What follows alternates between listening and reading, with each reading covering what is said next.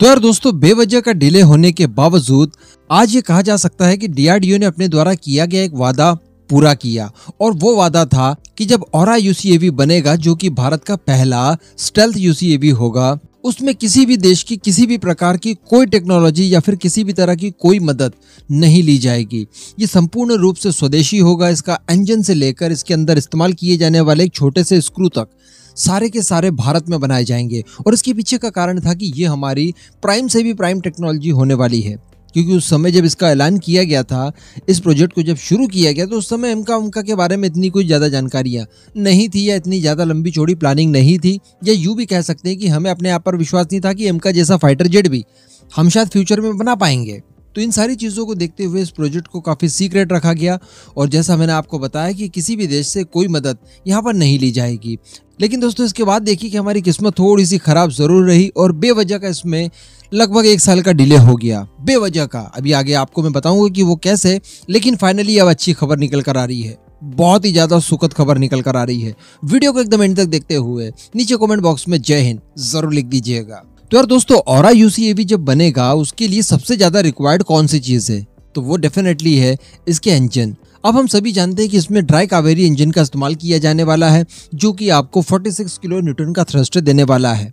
अब कावेरी इंजन की बात की जाए तो वो नो डाउट हमने तेजस के लिए प्रोजेक्ट शुरू किया था, लेकिन अनफॉर्चुनेटली इसके अंदर इतना ज्यादा थ्रस्ट जनरेट करने की कैपेबिलिटी नहीं है फिलहाल कि ये तेजस को पावर दे सके।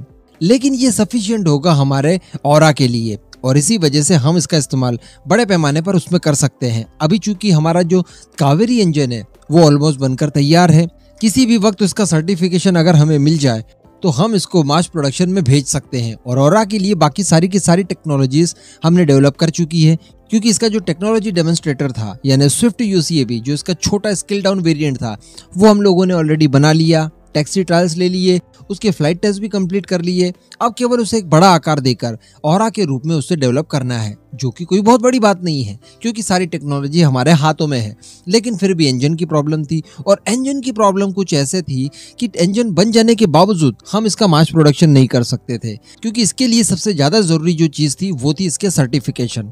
यानी इसके ग्राउंड टेस्ट किए जाएं, हाई स्पीड पर, लो स्पीड पर, उसके बाद इसके एयरबॉर्न टेस्ट वगैरह किए जाएं, और अंततः ये सारे टेस्ट वगैरह जब क्लियर कर लेगा, उसके बाद जब इसको सर्टिफिकेशन मिल जाएगा और ये सर्टिफाइड हो जाएगा कि हाँ अब ये किसी भी एयरक्राफ्ट में इस्तेमाल किया जा सकता है, उसके बाद ही तो हम इसका मास प्रोडक्शन कर पाएंगे। लेकिन समस्या वहीं आ गई थी, और वो समस्या थी रशिया की। एक्चुअली रशिया और यूक्रेन के बीच में हम जानते हैं कि काफी महीनों से वॉर चल रहा है, बहुत ही जल्द 1 साल पूरा हो जाएगा।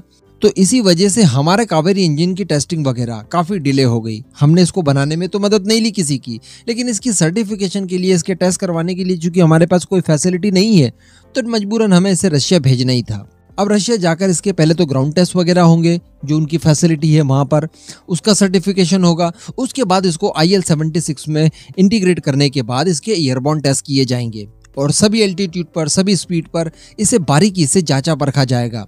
और जब ये अपना सारा परफॉर्मेंस उम्मीद के हिसाब से देगा, तब इसको सर्टिफाई करके वो लोग हमें लौटा देंगे और हम इसका मास प्रोडक्शन कर पाएंगे। लेकिन अभी तक चूंकि काफी डिले हो रहा था इस युद्ध की वजह से, लेकिन अब बताया जा रहा है कि इसके ग्राउंड पर टेस्ट शुरू कर दिए गए हैं। जी हाँ, इसके सर्टिफिकेशन के लिए ग्राउंड पर जो टेस्ट करने चाहिए थे वो करने शुरू कर दिए गए हैं, और बहुत ही जल्द ये वाले टेस्ट जो कि ग्राउंड पर हो रहे हैं उन्हें कंप्लीट करके उसका सर्टिफिकेशन के बाद इसके एयरबॉर्न टेस्ट शुरू कर दिए जाएंगे। तो कहा जा सकता है कि 2024 तक हर हाल में ये इस लायक हो जाएगा कि हम इसका इस्तेमाल हमारे औरा प्रोजेक्ट में कर देंगे, और वही इसकी टाइमलाइन है। लेकिन अगर ये युद्ध नहीं हुआ होता, यानी रशिया यूक्रेन के बीच में, तो अभी तक कब का इसका सर्टिफिकेशन वगैरह तैयार हो जाता, क्योंकि ये सारी चीज़ों में परफेक्ट पाया गया है। केवल एक ऑफिशियल सर्टिफिकेशन की जरूरत थी, जिसकी वजह से इसे इतना लेट करना पड़ा। और ये हमारी भी देखिए कितनी बेकार चीज़ लगी यहाँ पर कि हमारे पास इस तरह की एक टेस्ट फैसिलिटी नहीं है। हालांकि अब कंडेम करने से कोई मतलब नहीं है, क्योंकि सारी तैयारियां इस फैसिलिटी को भारत में तैयार करने के लिए हो चुकी है। हम सभी जानते हैं कि एमका के लिए जो हम लोग 110 किलो न्यूटन का एक हाई थ्रस्ट इंजन बनाने वाले हैं, उसको डेवलप करने के लिए संपूर्ण इकोसिस्टम भारत में हो, इसके लिए डीआरडीओ ने तैयारियां शुरू कर दी है। जमीनें वगैरह भी देख ली गई हैं। बहुत ही जल्द ये सारी फैसिलिटीज़ हमारे खुद की होंगी, और जब चाहे तब हम लोग हमारे इंजन की खुद ब खुद टेस्टिंग वगैरह कर सकते हैं। लेकिन फिलहाल तो चूंकि मजबूरी थी, और इस मजबूरी की कीमत भी हमें चुकानी पड़ी। काफ़ी महीने ये लेट हुआ, लगभग 1 साल ही मान लीजिए आगे पीछे मिलाकर। लेकिन चलिए ठीक है, अब काम इसके ऊपर हो रहा है। बहुत ही बढ़िया और सुखद खबर है। इस पूरे मुद्दे पर आपका क्या मानना है, नीचे कमेंट करके जरूर बताइएगा।